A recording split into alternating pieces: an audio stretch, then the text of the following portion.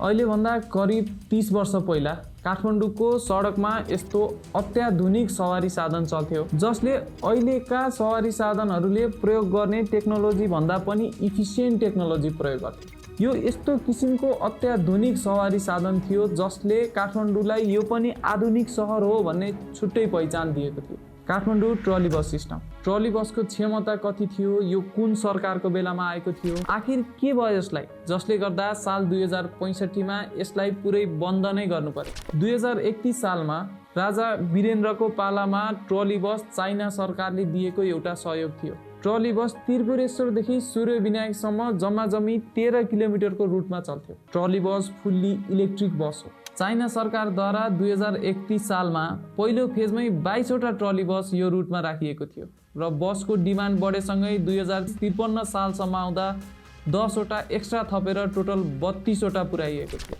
Trolley बसको बारेमा डिटेलमा बुझ्नुभन्दा अगाडि पहिलो कुरा थाहा पाऊँ कि अहिलेका इलेक्ट्रिक बस र त्यति बेलाको ट्रली बसमा के फरक थियो त। रोचक कुरा त यी दुवै किसिमका बसमा इन्जिन जडान हुँदैन। यस्ता किसिमका गाडीमा इन्जिनको सट्टा मोटर जडान हुन्छ। अहिले जति पनि इलेक्ट्रिक गाडीहरू देख्छौँ हामीले ती सबै गाडी ब्याट्री टेक्नोलोजीबाट चल्छन्। ब्याट्री टेक्नोलोजीबाट चल्ने गाडीमा विद्युतबाट चार्जको थ्रु ब्याट्रीमा पावर स्टोर भएको हुन्छ। त्यही पावरले मोटर घुमाउँछ र गाडी चल्छ। यदि ब्याट्रीको पावर घटेको खण्डमा रिचार्ज गर्नको लागि चार्जिङ स्टेसन धाउनु पर्ने हुन्छ। तर ट्रली बसमा ब्याट्री सिस्टम नै हुँदैन। ट्रली बसलाई चलाउन यसमा ट्रली बसलाई नै डाइरेक्टली वायरसँग जोडिएको हुन्छ। सामान्य उदाहरण लिँदा ट्रली बस भनेको सिलिङ फ्यान जस्तो। जबसम्म इलेक्ट्रिक वायर कनेक्टेड छ तबसम्म गाडी चल्छ। वायरको कनेक्सन छुट्न साथ मोटर चल्न बन्द हुन्छ, जसले गर्दा गाडी चल्न पनि बन्द हुन्छ। अझ सजिलैले बुझ्दा ट्रली बस भनेको इलेक्ट्रिक ट्रेन जस्तै। फरक यति मात्र हो कि इलेक्ट्रिक ट्रेन ट्र्याकमा चल्छ भने ट्रली बस बाटोमा चल्छ। अब प्रश्न उठ्छ, यस्तो किसिमको मोडर्न बस कस्तो संस्थाको अन्डरमा काम गर्थ्यो त? यो व्यक्तिगत संस्थाले चलाएको थियो कि फुल्ली सरकारी थियो? ट्रली बस सेवा साझा यातायात संस्थाको अन्डरमा काम गर्थ्यो। साझा यातायात सरकारी संस्था हो। अब बुझ्नुपर्ने कुरा के गभर्मेन्ट अपरेटेड भएकै कारणले, सरकारी भएकै कारणले ट्रली बस सिस्टम बन्द हुने स्थितिमा पुगेको हो त? ट्रली बस सेवा बन्द हुने स्थितिमा पुग्नुमा एउटै कारण छैन। धेरै कारण मध्ये एउटा मुख्य कारण हो यसको एक्सपान्सन। ट्रली बस चल्नको निम्ति ट्रली बस प्रत्यक्ष रूपमा वायरसँग कनेक्ट हुनुपर्छ। यदि वायर र बसको कनेक्सन छुट्यो भने ट्रली बसले पावर पाउँदैन। यसले ट्रली बसलाई सीमित ठाउँ जहाँ पोल र वायर कनेक्ट गरिएको छ त्यहाँ मात्र सीमित बनाउँछ। यो कारणले गर्दा ट्रली बसलाई एक्सपान्ड गर्न एकदम गाह्रो हुन्छ।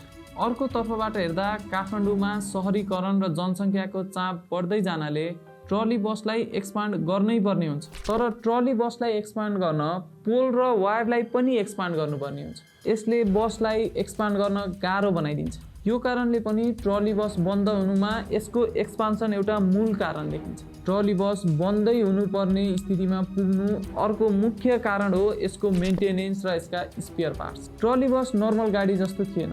यसलाई ग्यारेजको नर्मल मेकानिकले मर्मत गर्न एकदम गाह्रो हुन्थ्यो। यसको मर्मतको लागि स्किल्ड म्यान पावर चाहिन्थ्यो, जसले गर्दा मर्मत समारको लागि पनि चाइनिज अफिसियलहरूलाई नै बोलाउनु पर्ने देखिन्थ्यो, जुन कुरा इमिडिएटली एभाइलेबल थिएन।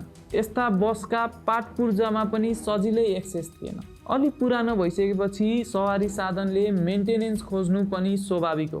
तर मेन्टेनेन्सकै कारण कयौं दिनसम्म बस ठप्प रहनु पनि बन्द हुनुको अर्को मेन रिजन हो। त्यस लगत्तै नेपालमा बिस्तारै लोड सेडिङको चाप पनि बढ्दै गयो। एक समयमा लोड सेडिङ पिकमा पुग्यो। लोड सेडिङको कारणले बस रोकिएर बस्नुपर्ने स्थिति आयो। ट्रली बस जो 100% इलेक्ट्रिक पावर्ड भेहिकल थियो, लोड सेडिङको कारणले घन्टौं रोकिनुपर्ने स्थिति आयो। यसले गर्दा ट्रली बसलाई भरपर्दो यातायातको मिडियम मानिन छोड्यो। अब यो विषयलाई अर्को कोडबाट हेरौँ। यस्ता टेक्नोलोजीका बसहरू युरोपका विभिन्न देशमा जहाँ हेभी क्राउड छ र फिक्स रुट भेहिकलको खाँचो छ, यस्ता देशमा दैनिक र सक्सेसफुल्ली चलिरहेछन्। भनेपछि फिक्स वायर, मेन्टेनेन्स र स्पेयर पार्ट्स नपाउनु जस्ता कारणले मात्र यो बस बन्द हुने स्थितिमा पुगेको भन्न चाहिँ मिल्दैन। के ट्रली बसलाई रिभाइभ गर्न सम्भव छ त? अहिलेको स्थिति हेर्दा गभर्मेन्टले ठ्याक्कै ट्रली बसलाई मात्र प्राथमिकता नदिएर उही साझा बस कोअपरेटिभको अन्डरमा इलेक्ट्रिक तर ब्याट्री अपरेटेड बस प्रयोगमा लिएर आएको छ। अब अर्को महत्त्वपूर्ण कुरा, के अहिले अपरेसनमा आएको ब्याट्री अपरेटेड बस ट्रली बस भन्दा बेटर छ त? अहिले गभर्मेन्टले अपरेसनमा लिएर आएको बस पनि इलेक्ट्रिक नै हो, तर फुल्ली ब्याट्री अपरेटेड भएको कारणले गर्दा यसले पहिलाको फिक्स वायरसँग कनेक्ट हुनै पर्ने बाध्यतादेखि लिएर बसलाई अरू ठाउँमा एक्सपान्सन गर्न नसक्ने जुन समस्या थियो त्यसलाई कम्प्लिटली सल्भ गर्छ। देश अहिले लोड सेडिङको चपेटामा नपरेको कारणले गर्दा पनि ब्याट्री अपरेटेड बस पहिलाको ट्रली बस भन्दा धेरै बेटर देखिन्छ।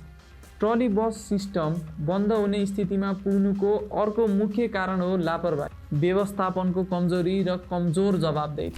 अहिले हेर्दा पनि ट्रली बसका तार र पोलहरू ठिरिङ्ग उभिएर सरकारलाई नै गिचाइरहेको जस्तो देखिन्छ। किन सरकारी लगानी भएका कम्पनीहरूको नेपालमा हाल यस्तै हुन्छ जस्तो ट्रली बसको भएको छ? र विडम्बनाको कुरा, जुन एजेन्सीहरू जसले ट्रली बसलाई यो स्थितिसम्म पुर्याए त्यही एजेन्सीहरूलाई नै नयाँ इभी बसको जिम्मेवारी दिएको छ। तपाईलाई यदि प्रोजेक्ट रिलेटेड भिडियो मन पर्छ भने हाम्रो च्यानलमा धेरै प्रोजेक्ट रिलेटेड भिडियोहरू छन्, त्यहाँ पनि गएर चेक गर्न सक्नुहुन्छ।